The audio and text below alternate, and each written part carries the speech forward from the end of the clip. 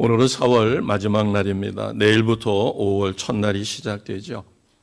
5월 달은 우리가 이미 알고 있는 것처럼 가정의 달 또는 청소년의 달 이렇게 부릅니다. 5월 중에 어린이날이 있고 어버이날이 있습니다. 또 스승의 날이 있고 부부의 날이 있으며 청년들을 기념하는 행사가 이루어집니다. 이 모든 것이 가정의 소중함을 일깨우는 것이기도 하죠. 최근에 안타까운 일들이 보도돼서 참 마음이 아픕니다. 서울 강남 일대 학원가에 마약을 탄 음료수가 집중력이 향상되는 음료라고 속여서 학생들에게 마시게 했다는 거죠. 이 사건으로 인해서 학원에 다녔던 초등학생, 중학생, 고등학생 그 학교들이 초비상이 일어났습니다. 학생이나 학부모들은 이게 대한민국의 현주소냐고 탄식을 하죠. 검찰과 경찰도 강도 높은 수사를 약속을 했답니다. 또 대통령도 마약과의 전쟁을 거듭 강조할 정도로 마약 청정국이라는 이름으로 대한민국의 명성이 드높았었는데, 그러나 옛날에는 유흥업소라든가 은밀한 거래만을 통해서 주고받던 마약이 이제 주택가에, 심지어는 학원가에까지 파고들었다는 게 충격이죠. 더욱 충격적인 것은 중앙일보 4월 26일자인가요? 경기도 연천의 한 육군 부대에 대마초를 택배로 배송받아서 부대 안에서 피운 6명이가 명명의 장병들이 반응 검사를 했더니 양성 반응으로, 그렇게 해서 난리가 났습니다. 그런가 하면 인구 절벽 시대에 우리가 있어서 이미 주일학교가 없는 교회들이 많이 생겼습니다. 심각한 것은 지방의 중소도시를 조사해 봤더니 77개 중에 18곳, 나중에는 그 지방 이름조차도 없어질 가능성이 높다는 거죠. 그 18곳 중에서 특히 13곳은 골든타임 트라이앵글 사각지대에 있다는 거예요. 여기 골든타임 트라이앵글 지대라고 하는 것은 불이 났습니다. 그러면 소방서에 연락하면 5분 이내에 소방차가 도착하는 거죠. 112루다가 연락을 하면 경찰이 와서 5분 이내에 도움을 줄 수 있는 것입니다. 그런가 하면 119에 신고를 했을 때 아무리 늦어도 15분 이내에 달려와서 응급처치가 이루어지는 지대를, 그런데 18개 인구 소멸 도시 중에 13곳은 이런 혜택을 받을 수 없는, 헬기로 날아가도 도움을 받을 수 없는 그런 사각지대에 있다는 것입니다. 이것뿐만 아니라 우리가 주변을 살펴보면 무너진 곳들이 너무나 많습니다. 가정이 무너졌죠.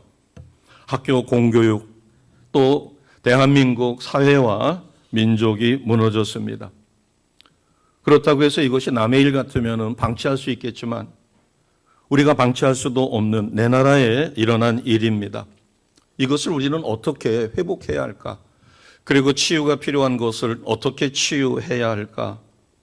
오늘 느헤미야 본문 말씀을 통해서 우리는 그 해결책을 얻고자 합니다. 느헤미야는 여러 별명을 갖고 있어요. 이스라엘 역사에 새벽을 가져온 사람이다. 기도의 사람이다. 그는 예루살렘을 재건해서 이스라엘 백성을 회복시킨 사람 중에 하나죠. 그런데 느헤미야의 가장 큰 업적은 민족의 마음을, 침체됐고 낙심되어 있던 민족의 마음을 다시 일으켜서 이스라엘 민족의 밤을 새벽으로 바꾼 것이에요. 그런데 이것은 기도의 능력과 하나님의 사랑으로 이루었다는 거죠. 오늘 이 시대를 바라볼 때 우리는 참담합니다. 나라 사랑하는 마음은 있어도 어디에 어떻게 손을 대야 할지를 모르죠. 오늘도 우리는 느헤미야와 같이 이 시대의 어둠을 깨우는 사람이 되시기를 주님의 이름으로 축복합니다. 아멘. 역사의 새벽을 가져올 수 있는 기도의 사람이 되셔서 하나님의 손에 붙들려서 이 나라, 이 민족을 회복시키는 일에 존귀하게 쓰임 받으시기를 다시 한번 주님의 이름으로 축복합니다. 아멘. 느헤미야는 어떤 사람이길래 이런 일을 감당했을까? 그는 예루살렘으로부터 약 800마일 떨어져 있는 페르시아의 포로로 잡혀갔던 사람이에요. 근데 그가 어떻게 출세를 했는가는 기록되어 있지 않지만 페르시아의 고위 관리가 됐습니다. 소위 말해서 술 맡은 관원이 된 거죠. 옛날에 왕들은 독사를 많이 당했어요. 그래서 독사를 시키기에 가장 좋은 것은 술에다가 독을 타면 표시가 안 난답니다. 다른 것은 뭐 은수저를 담궈보거나 이렇게 하면 독을 발견할 수가 있지만 술에다가 탔을 경우에는 알코올 성분으로 독이 드러나질 않는다는 거예요. 그러니까 술 맡은 관원이 되었다라고 하는 것은 왕의 신임을 얼마나 받는가 하는 거죠. 왕의 절대적인 신임을 받은 사람이 왕이 술을 마시기 전에 먼저 떠서 시음을 하고 안전하면 왕이 마실 수 있어요. 그러니까 그 옆에서 뭐 술 시음만 하겠어요? 왕이 술을 들을 때 술 관원 맡은 사람, 술 관원이 옆에서 같이 대작도 해주고 그러다 보면 왕이 묻는 말에 답변도 하고 어찌 보면 굉장히 측근 중에 최측근입니다. 그런데 어느 날 그 유대인 출신인 하난이라고 하는 사람으로부터 고국의 소식을 들어요. 성벽이 다 무너졌고 성문은 불타서 폐허가 됐다는 소식을 듣고 그는 마음이 너무 아파 하나님 앞에 눈물로 금식하며 기도하게 됩니다. 우리가 기도의 사람 그러면 오해하는 경우가 있어요. 이것은 잘못된 생각이죠. 세상에 눈을 감고 귀를 막고 세상 물정 아무것도 모르고 또는 세상에 관심을 갖지 않고 오직 기도만 하는 사람으로 생각할 수 있어요. 깊은 산속이나 기도원에 들어가서 세상을 잊고 오직 기도만 하는 사람, 우리는 이런 사람을 기도하는 사람이라고 이야기하지는 않습니다. 성경적으로 기도하는 사람은 역사적인 현실을 냉철하게 바라볼 수 있는 느헤미야가 하나님 앞에 기도의 사람이었기에 하나님이라고 하는 유대 동족으로부터 고국의 소식을 들었을 때 그는 마음이 아파서 견딜 수가 없었어요. 그래서 하나님 앞에 눈물로 기도하며 금식하며 그래서 바사왕 아닥사스다로부터 시간을 얻어 고국으로 돌아가 무너진 성벽을 준수하고 불타버린 성문을 다시 재건하는 그 일을 얻어낼 수가 있었다라는 것이에요.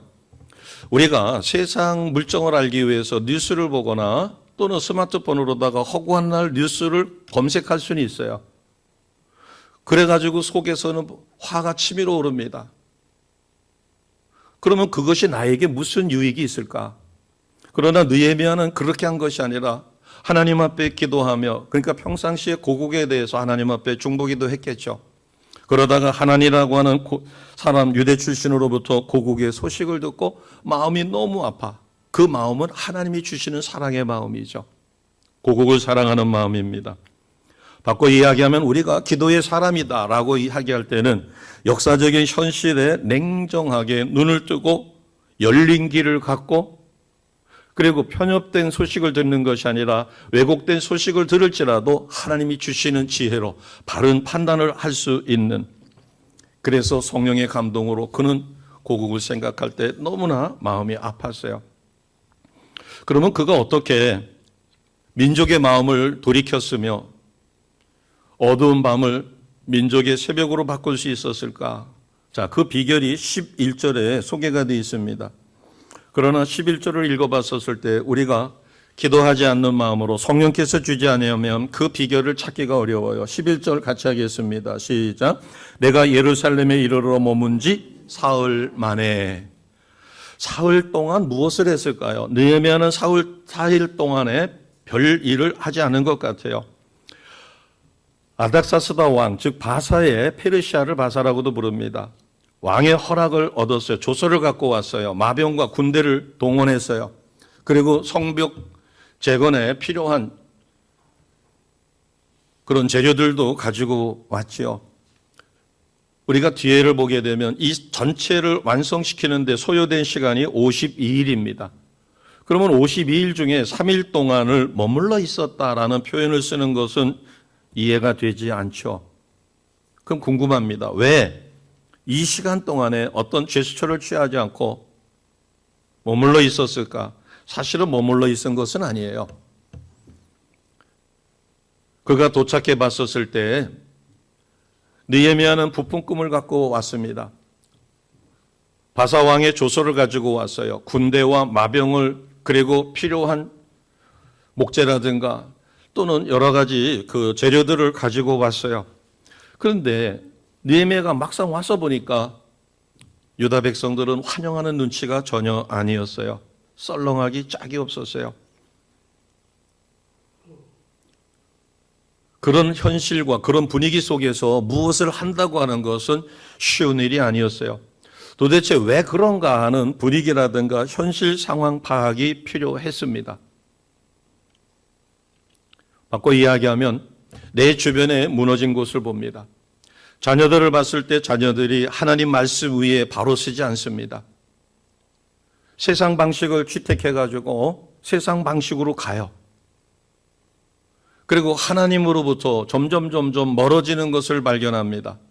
그렇다고 해서 부모가 주일을 성수하라든가 새벽을 깨우라든가 기도의 자리에 나오라든가 이런 식의 이야기를 하면 튀지요. 어떻게 해야 돼요? 내비둬요? 자, 12절을 보겠습니다. 내 하나님께서 내 예루살렘을 위해 무엇을 할 것인지 내 마음에 주신 것을 내가 아무에게도 말하지 않았다. 느헤미야는 이 3일 동안 그 상황을 분석하며 현실을 냉정히 직시하며 하나님 앞에 간절히 기도한 것이죠. 내가 어느 곳을 보는가 하는 것은 굉장히 중요한 것입니다. 우리가 뉴스를 청취하는 것도 중요해요. 그러나 뉴스를 보고 분개하고 그것으로 끝나버린다면 무슨 소용이 있을까? 우리가 하나님 앞에 받은 24시간을 어떻게 쓰느냐? 상황을 분석하고 그다음에 궁금하니까 텔레비전을 보든 뭐 스마트폰을 통해서든 신문을 보든 뉴스를 수집하지만 거기에 따르는 어떠한 액션이라든가 하나님의 뜻을 제대로 구하지 못한다면 그것은 시간 낭비요. 오히려 내가 속에서 화가 치밀어 오를 뿐이죠. 내 주변에 무너진 곳을 나는 어떻게 바라봐야 되는가? 심지어는 어떤 사람은 먹고 사는 일에 바빠. 아유, 나는 장사하느라고 그런데 신경 쓸 겨를도 없어요. 뭐 그건 정치하는 사람들이 알아서 하겠죠. 그렇겠죠. 베트남이 무너질 때도 정치하는 사람들이 정치를 잘해서 베트남은 어느 날 공산화됐고 그들은 보트 피플이 돼서 살아남기 위해서 그리고 미처 피하지 못한 사람은 목숨을 잃었겠죠. 우리는 무관심이 아니라 관심을 갖는 겁니다. 관심을 갖되 어떻게 관심을 갖느냐? 뉴스를 수집하고 그리고 동네방네 다니며 그것을 떠든다고 해서 누구 하나 들어주지도 않잖아요. 예수님을 믿고 달라져야 할 것은 첫째, 내가 시간을 어떻게 쓰느냐.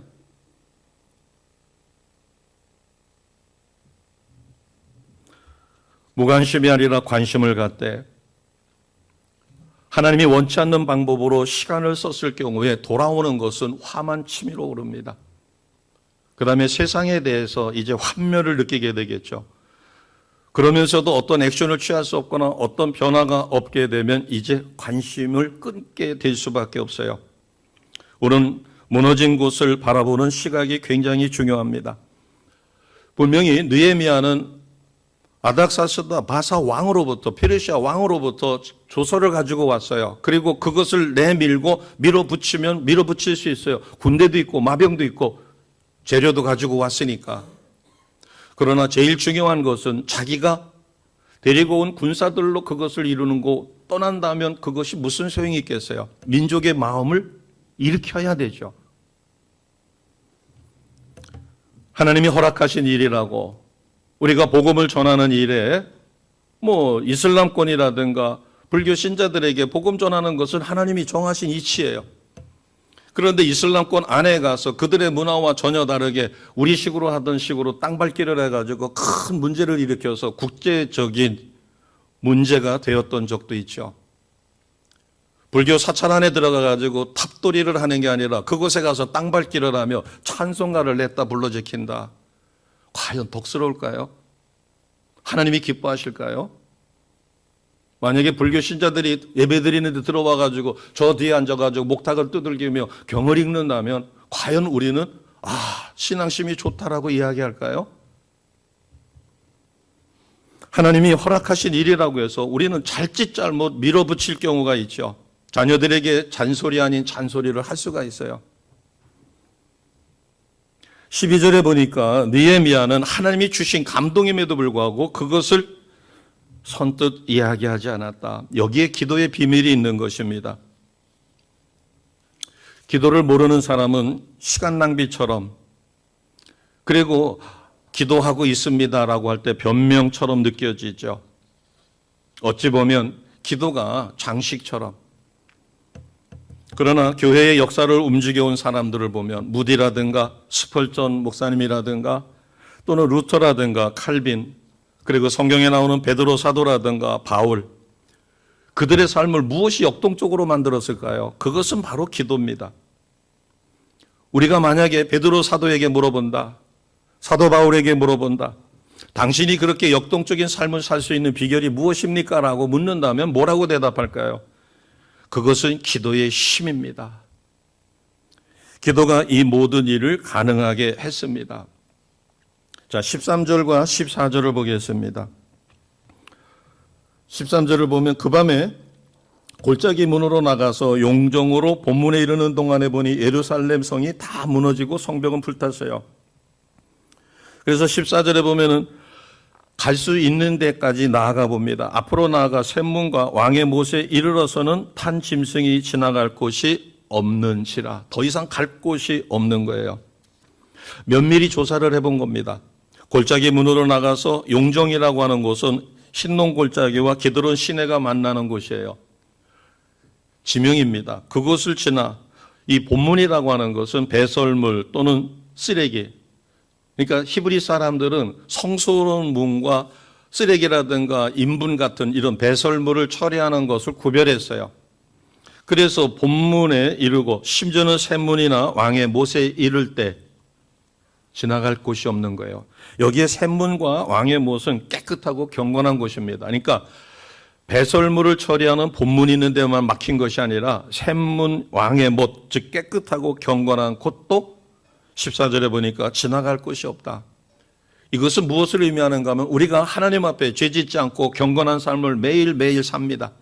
그럼에도 불구하고 타락된 사람에게만 문제가 오는 게 아니라 타락된 사람에게만 대한민국이 무너지는 것이 아니라 그 속에는 경건한 사람, 하나님 뜻대로 하나님 기뻐하시는 삶을 살고 있는 사람이 있다 할지라도 전체적으로 무너질 때는 무너질 수밖에 없다는 거죠. 경건하고 대단한 사람에게도 앞길이 막히거나 또는 각자의 고난이 있을 수밖에 없다. 자, 그러면 어떻게 했을까요? 15절을 보겠습니다. 같이 합니다. 그 밤에 시내를 따라 올라가서 성벽을 살펴본 후에 돌아서 골짜기 문으로 들어와 돌아왔으나, 시찰을 한 거죠. 암행 시찰을 했습니다. 살그머니 나가서 몇몇 사람만 데리고 상황을 탐색한 것이에요. 그런데 희한한 일이 생겼습니다.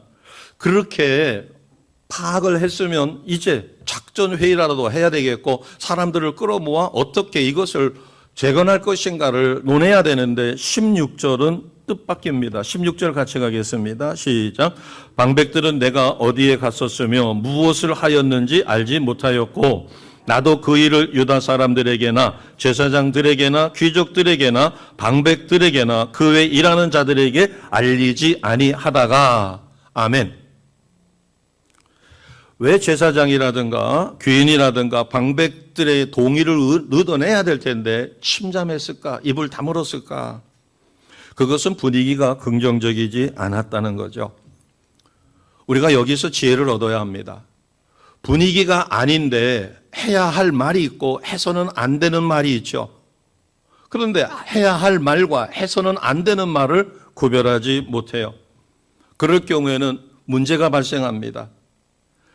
또 상황을 분석해 보니까 저들 마음속에는 무슨 말이 있는가 하면 수산궁은 바사 왕이 머무는 가장 좋은 궁이에요. 거기서 술 맡은 관원이 되어가지고 호의호식하던 녀석이 와가지고 이제 뭐 왕의 조서를 가지고 군대와 마병을 거느리고 그리고 성을 재건할 건축 자재를 가지고 왔다 그래가지고 거드럭거리면서 이래라 저래라 간섭하는 거를 용납할 상황이 아니다라는 거죠. 그들 마음속에는 비록 포로로 끌려가서도 그곳에서 고위 관직이 되어 호의호식하던 녀석, 이런 생각이 있을 수 있어요. 우리가 하나님께 응답을 받고 전도의 허락을 받았다고 해서 무조건 푸시한다. 이것은 지혜롭지 못하다는 겁니다. 그렇다고 해서 언제까지 가만히 있을 수는 없잖아요. 다시 페르시아로 돌아가야 되는데. 자, 17절을 보겠습니다. 자, 16절에는 침잠하였지만 17절에는 드디어 이제 돌파구를 열어가는 거예요. 어떻게 돌파구를 열었을까요? 17절을 같이 합니다. 시작. 후에 그들에게 이르기를 우리가 당한 곤경은 너희도 보고 있는 바라. 예루살렘이 황폐하고 성문이 불탔으니 자 예루살렘 성을 건축하여 다시 수치를 당하지 말자 하고. 아멘. 앞부분에는 3일 동안 가만히 있었어요. 16절에는 파악했던 것조차도 이야기하지 않았어요.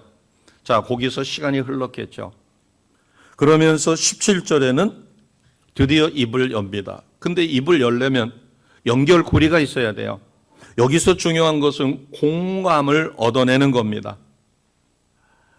나 중심의 언어를 쓰는 거죠. 그래서 상대방의 마음을 얻는 겁니다. 17절에 보니까 느헤미야가 지금 예루살렘 백성들이 겪고 있는 공경을 너희가 겪는 곤경 이렇게 표현하지 않고 17절에 보니까 후에 그들에게 이르기를 뭐라고 그랬어요? 예, 우리가 당한 곤경은.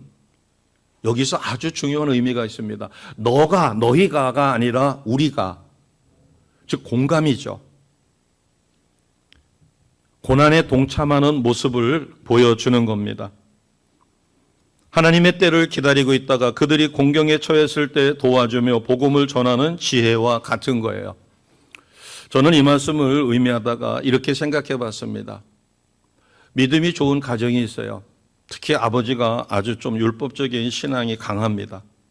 어느 날 예배 시간이 임박했는데 아이들이 보이질 않는 거예요. 특히 아들이. 그래서 아들 방에 문을 열고 들어가 보니까 그때까지 이불 속에 들어놓여 있는 거예요. 아버지가 화가 나가지고 야 이놈아, 지금 주일 예배 대예배 시간이 코앞에 왔는데 아직도 이불 속에 있느냐고 야단을 칩니다. 그러면은 아들이 뭐라고 그럴까요? 죄송해요 하고서는 늦잠 잤어요라고 뻘떡 일어나가지고 준비할까요? 성질이 급한 녀석 같으면 뿔뚱가지를 불릴 겁니다. 아버지는 내가 얼마나 아픈지도 모르고 예배 시간 임박하다고 얘기만 하느냐. 내가 어린애입니까? 예배 시간 임박한 거 제가 모를 줄 아세요? 하고서는 대들 수도 있겠죠.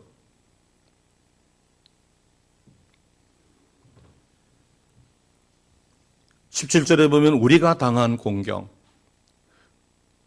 아버지가 아들에게 야단을 치는 게 아니라 평상시에 저러지 않은 아이인데 벌써 준비를 해가지고 준비하고 있어야 될 아이가 아직도 이불 속에 있다. 그러면 가가지고 얘야 너 밤새 어디 아팠냐? 이렇게 물어보는 거는 공감을 갖는 거죠. 사랑의 마음이 있는 거예요. 당연히 주일 예배 성수해야 된다는 전제는 깔려 있지만 상황이 전혀 다른 것입니다. 그럴 때는 아이가 뭐라고 그러겠어요? 예, 제가 좀 몸이 안 좋지만 일어날게요. 그래서 먼저 가세요. 제가 늦지 않게 서둘러서 갈게요. 그러면서 세수를 못하더라도 대충 물수건으로 닦고서는 예배 자리에 갈 거예요. 그런데 부모가 그거를 이해하지 못하고 야단부터 치고 이놈의 자식 저놈의 자식 하면서 원리 원칙만 가지고 이야기할 때 자녀가 수긍하고 받아들일 자녀가 누가 있겠어요? 입장을 우리가 서로 바꿔놓고 보면. 느헤미야가 지금 현 상황이 어떤가를 알고 그들과 접촉할 수 있는 커넥트, 접촉점을 찾는 게 공감을 얻어내는 것입니다. 우리가 당한 곤경이라고 표현을 했어요. 그러면서 너희도 이미 그것을 겪고 있다. 그러면서 예루살렘이 황폐하고 성문이 불탔으니 자 예루살렘 성을 건축하여 다시 수치를 당하지 말자. 드디어 때가 됐어요. 그래서 하나님 앞에 기도하고 감동을 받은 다음에 그들의 공감을 불러일으키고 그러면서 원하는 말을 전하는 것입니다. 근데 여기에 중요한 이야기가 있습니다. 18절을 보겠습니다. 18절 상하로 나누어서 18절 앞부분입니다. 같이 하겠습니다. 또 그들에게 하나님의 선한 손이 나를 도우신 일과 왕이 내게 이른 말씀을 전하였더니 아멘. 소위 말해서 간증이죠. 하나님이 자기가 하나니를 통해서 고국의 소식을 들었을 때 너무 마음이 아파 금식하며 울며 기도할 때 하나님이 이런 감동을 주셨다. 그래서 왕에게 이야기를 했더니 왕이 조서까지 써주고 군대와 마병을 보내주고 그리고 건축 자재까지 준비를 해줬다. 간증이에요. 하나님이 이렇게 역사하셨습니다 라고. 그러자 백성들의 마음이 움직인 거예요.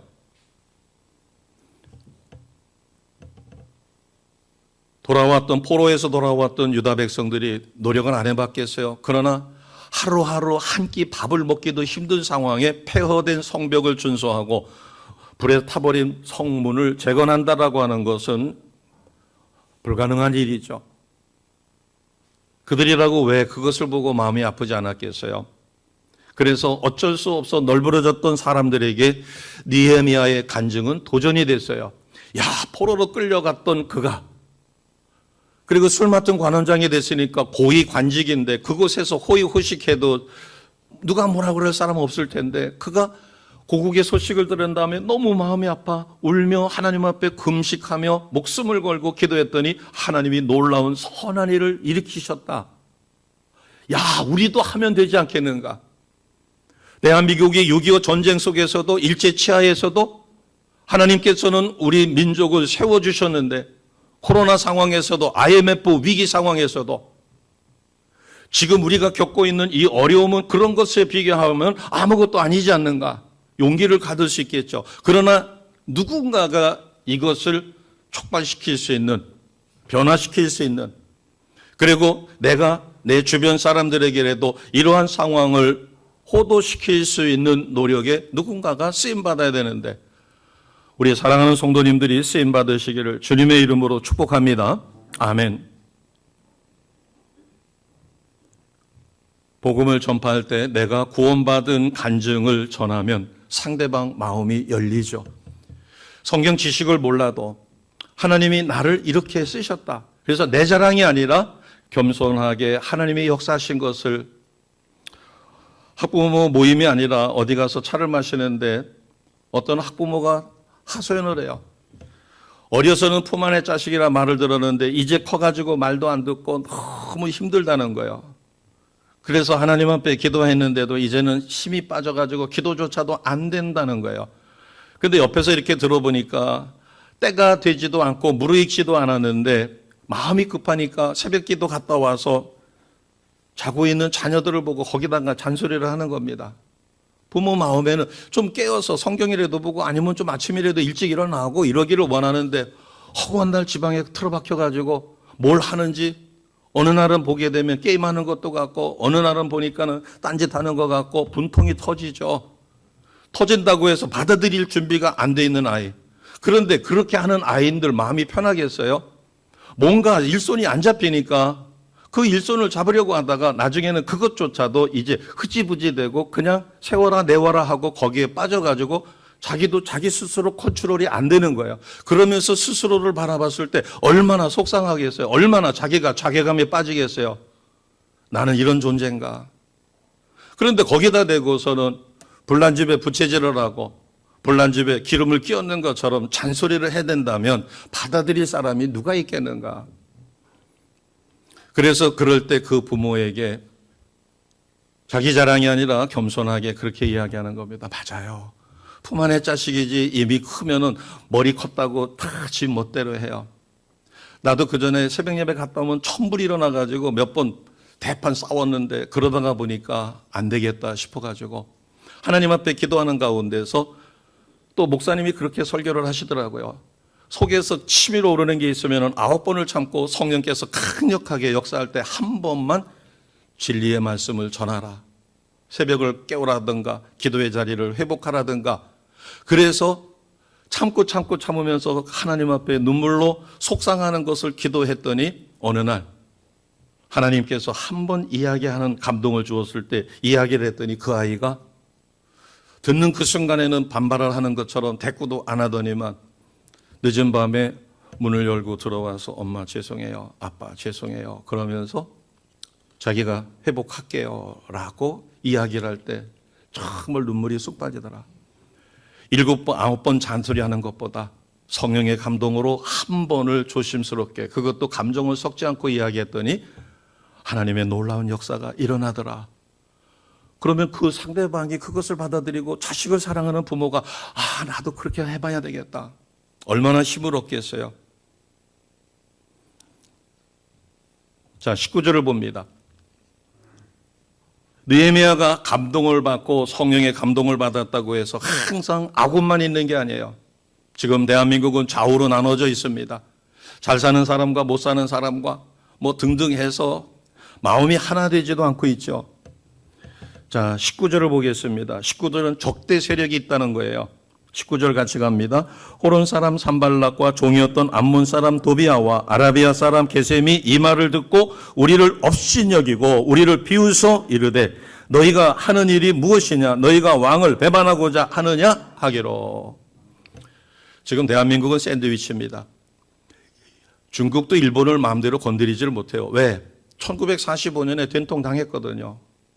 지금 겉으로 드러나지 않았지만 1945년에 태평양 전쟁을 일으킬 때, 그 전에 태평양 전쟁을 일으킬 때 중국은 속수무책으로 당했어요. 이 태평양 인근 일대가 전부 다 일본이 점령했어요. 군함, 비행기 제로 비행기가 미국의 무스탕보다 공중전에서는 훨씬 유리했어요. 등치가 작은데 속도가 빠르고, 그러니까 공중전에 먼 거리를 가는 데는 무스탕이라고 하는 비행기가, 미국 비행기가 성능이 좋지만 공중전에서 빠른 속도로 회전하고, 이렇게 하는 데는 제로변투기를 당해낼 방법이 없어요. 대신 단점은 비행기가 작기 때문에 먼 거리를 못 간다는 거겠죠.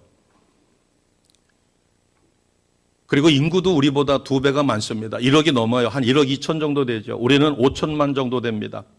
우리는 자체 생산해서 자체 소비하는 것이 힘들어요. 그러니까 우리가 1억 명만 넘어가면 자체 생산한 걸 자체가 소비해도 경제가 서서히 발전해요.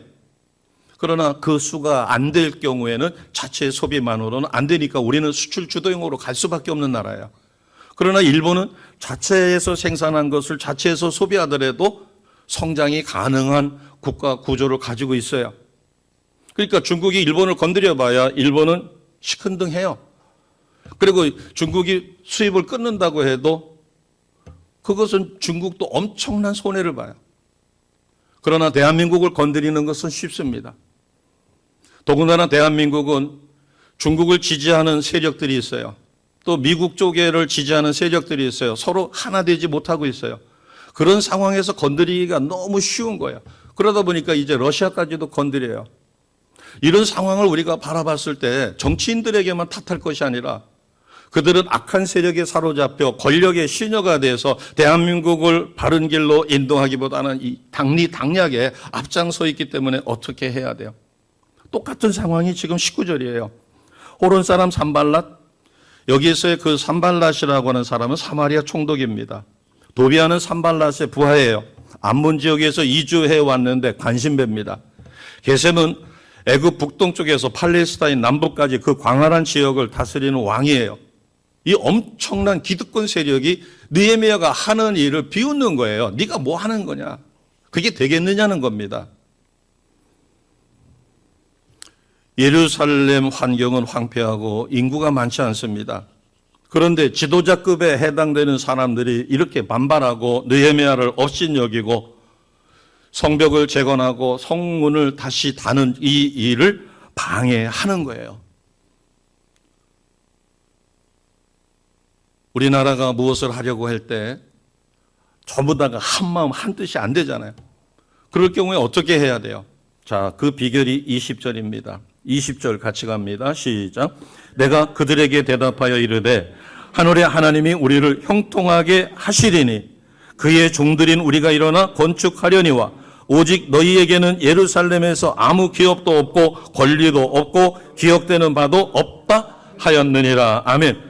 16절에는 밤새도록 며칠을 돌아다니고 작전 계획을 세웠고 어떻게 하면 되겠다라고 하는 보관이 섰지만 침잠했어요. 어느 누구에게도 말하지 않았어요. 그게 16절이잖아요. 그런데 성령께서 감동을 주시며 민족의 마음을 샀어요. 공감하면서 그렇게 해서 이제 뭔가 움직일 수 있는 상황이 되었어요. 그런데 반대 세력이, 그것도 기득권, 엄청난 파워를 가지고 있는 기득권 세력이 반발을 하게 되었을 때 20절이 우리가 취해야 할 일이죠. 담대하게 하나님의 말씀에 붙잡혀서 선포하는 거예요. 하늘의 하나님이 우리를 형통하게 하신다.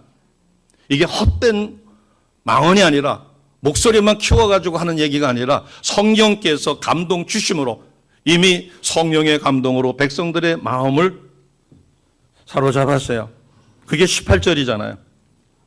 하나님의 선한 손이 나를 도우신 일과, 그 다음에 아닥사스다 바사의 왕이 자신에게 조서를 주었고 어떻게 행했는가. 그래서 18절 하반절에 보니까 뜻있는 동조하는 세력들이 생겨나서 그들이 건축하자, 일어나서 건축하자, 모두 힘을 내어 이 선한 일에 동참하자. 긍정적인 부분입니다. 그러나 부정적인 사람들도 있었다는 거예요. 그게 19절이에요. 그런데 그들의 세력이 훨씬 더 막강해요. 그러나 느헤미야는 하나님의 사람이요 기도의 사람이기 때문에 담대하게 하나님의 말씀을 선포한 것이 20절입니다. 하늘의 하나님이 우리를 형통하게 하신다. 아멘입니다. 이렇게 할 때 놀라운 역사가 일어납니다. 이럴 수 있는 파워가 어디서 생겼어요? 기도에서 생긴 것이에요. 기도의 사람이었기 때문에. 자, 3장 1절을 보겠습니다. 그때는 지금까지 제가 드린 말씀이죠. 돌아왔는데, 꿈에 부풀어서 돌아왔는데 반응은 싸늘해요. 냉담해요. 그래서 침잠하며 3일 동안 기도하며 민정을 시찰해 봤어요. 무너진 곳을 다녀봤어요. 그런 다음에 그들의 마음을 어떻게 하면 얻을 수 있는가, 하나님이 주시는 지혜로 그들에게 공감을 불어일으키고 그들이 잠자던 심령을 깨워서 일으켰을 때 동조하는 세력이 있었는가 하면 거기에 아주 대단한 막강한 기득권을 가지고 있는 파워들이 반대하는 상황에 봉착했어요. 그럴 때 담대하게 하나님의 말씀을 선포하는 것이죠. 바로 그것이 그때입니다. 그때에. 근데 놀라운 하나님의 개입이 생겼어요. 자, 3장 1절입니다. 같이 합니다. 그때의 대제사장 엘리야십이 그의 형제 제사장들과 함께 일어나 양문을 건축하여 성별하고 문짝을 달고 또 성벽을 건축하여 함메아 망대에서부터 하나넬 망대까지 성별하였고. 아멘.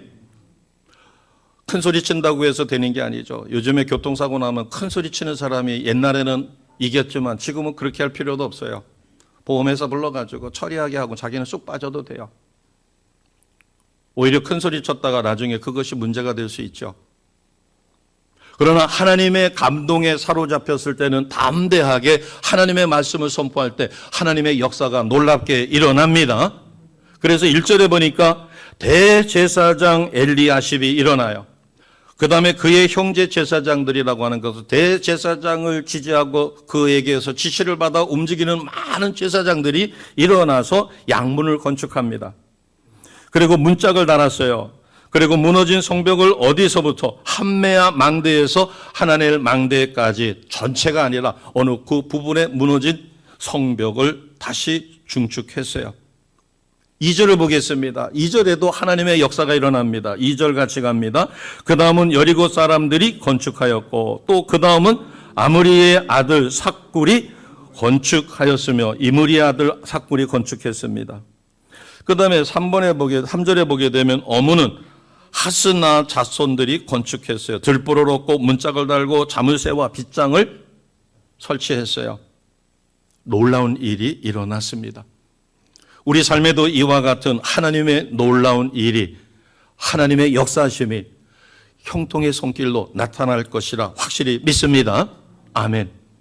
내가 무엇을 보느냐예요. 뉴스에 관심을 갖고 그러한 소식을 듣고 그렇게 하면서도 속을 부글부글 끓고 나의 심령만 상한다면 그것은 시간 낭비예요. 그러나 느헤미야처럼 고국의 그 처참한 소식을 듣고 하나님이 주시는 감동으로 마음이 너무 아파 금식하며 하나님 앞에 간절히 기도할 때 왕에게 나아가서 무너진 예루살렘 성벽을 재건하고 불탄 성문을 다시 닫아 외적으로부터의 침입을 막아줄 수 있는 그런 일을 해야 되겠다고 하는 마음이 있었을 때 감동받아 왕 앞에 나가니 하나님이 왕의 마음을 감동시켜 조서를 주고 군대와 마병을 주고 그러면서 건축자재를 지원해서 이 일을 감당할 수 있도록, 그러나 일어나야 할 이스라엘 유다 백성들이 냉담한 그것을 성령의 감동으로 그들의 고난에 동참하며 공감을 불어일으키고 자신에게 역사하셨던 하나님의 역사를 적당한 때에 성령의 감동으로 선포했더니 그들의 마음에 감동이 일어나 동참하게 되어졌습니다. 그러나 동참만 되는 지지 세력이 있는 것이 아니라 그들보다 더 막강한 반대 세력이 있었어요. 이럴 때 하나님의 역사가 일어납니다. 하나님의 말씀을 부여잡고 담대하게 선포했어요. 그래서 하늘의 하나님이 우리를 형통하게 하시리니 아멘입니다. 이와 같이 믿음으로 승리하시는 주의 백성 되시기를 주님의 이름으로 축복합니다. 아유, 목사님 아무리 얘기해도 안 돼요. 자식과 아내와 남편에 대한 이야기입니다. 일가 친척, 내가 옛날에 어떻게 살았는지 너무나 잘 알아요. 그렇기 때문에 내가 준비되지 않으면 사도 바울이 예수님을 인격적으로 만나 변화가 되고 거듭나니까 얼마나 뜨거웠겠어요. 그러자 바로 회당으로 쫓아가서 복음을 증거하니 그들이 받아들이질 않습니다. 어제까지만 해도 예수쟁이들을 잡아다가 죽이던 저 녀석이 아니 헷가닥했나? 어떻게 예수 복음을 전해? 그러자 그를 죽이고자 하는 반대 세력, 암살 특공대만 만든 격이 됐죠. 하나님의 때에 숙성되지 아니했을 때 내가 마음이 급하여 내 뜻대로 무엇을 해보려 했었을 때 모세도 마찬가지입니다. 40세가 되어 결국은 살인자가 되죠. 광야로 도망쳐서 하나님 손에 40년 연단된 80세가 될 때 하나님이 쓰시고 할 때 위대한 민족의 지도자로 쓰임을 받습니다. 우리가 쓰잘데기 없어서 시간 낭비하는 게 아니라 기도의 자리에 달려와서 어느 곳에 있든 간에 기도하고 말씀 묵상하고 성경을 통독하고 하나님의 때를 기다리며 성령의 충만한 사람으로 변화가 일어나면 하나님은 그때에 우리를 쓰십니다. 3장 1절에 그때에 놀라운 기적이 일어난 것처럼. 자, 이제 말씀을 정리합니다. 우리는 현실을 방치할 게 아니라 무관심으로 일관할 게 아니라 현실에 관심을 갖되 나의 안목이 아니라 하나님이 주시는 안목으로, 그래서 하나님의 사랑으로 현실 상황을 직시하고 공경에 처한 민족에 대한 공감을 갖고 어떻게 하면 내 주변에 동참할 수 있는 사람들을 모을 수 있을까? 아직 무르익지도 않는데 정치 이야기하면 추석 명절에 얼마 전에는 금기사항이 있었습니다. 추석 명절에 민속 명절에 모이면 일가 친척들 간에 아니면 식구들 간에 아들과 아버지와 자녀들이 전부 다 다른 생각을 갖고 있기 때문에 정치 이야기를 전혀 하지 않는 걸로, 그런 상황에 정치 이야기하면 가정에 풍지박산이 일어납니다. 숙성되지 않은 것이죠. 그러나 악한 정을 쫓아내고 이름 불러가며 중보기도하여 때가 되었을 때 담대히 선포하면 놀라운 역사가 일어납니다. 3장 이하의 말씀처럼. 그래서 공경에 처한 상황에 대한 공감을 갖고 함께 동참할 수 있도록 기도하며 유도하고 도전할 때, 그래서 내 생각이 아닌 하나님의 뜻대로 순종하는 삶을 내가 갖게 될 때 놀라운 역사가 일어나며 나의 도전과 헌신을 하나님께서 형통케 하십니다. 여기에 대한 확실한 믿음을 갖고 우리는 최선의 삶, 반드시 성령의 감동으로 행해야 할 것을 느헤미야는 오늘 우리에게 가르쳐 줍니다. 느헤미야가 민족의 마음을 다시 일으켜서 민족의 밤을 새벽으로 바꾸는 하나님 앞에 쓰임받았던 사람처럼 우리가 하나님의 사람으로 참된 크리스찬으로 주의 손에 붙들려 이 시대에 쓰임받는 우리 모두가 되시기를 주님의 이름으로 축복합니다. 아멘.